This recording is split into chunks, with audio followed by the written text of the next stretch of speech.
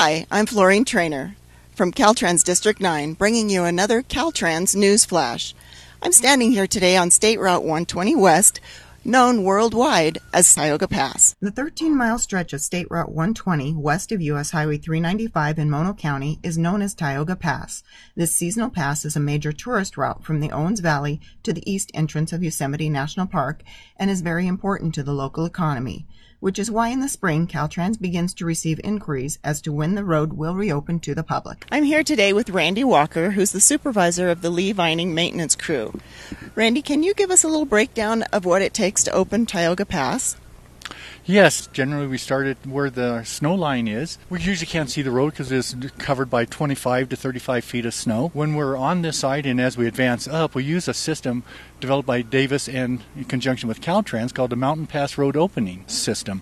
It's they GPS the road. We have an antenna array on top of a piece of equipment with a monitor inside and a computer, and help us find ourselves on the road to within an inch. As we're working this area, it's really difficult in that we don't know if we're going to be in an active slide, the different layers that we have. We try to monitor our temperatures up here at a weather station at Ellery Lake. The temperature stays well into freezing. But as we progress up this area, then we'll usually have several slides that we have to take care of. Usually they're 75 to 100 feet high.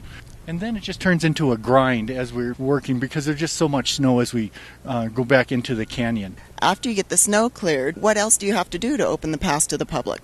Well, there's the usual maintenance.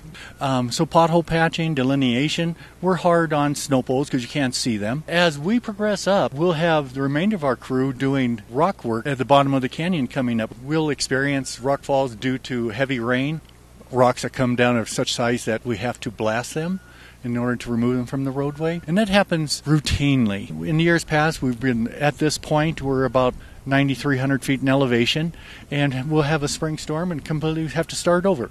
We take a great deal of pride in doing our job. Thank you very much, Randy.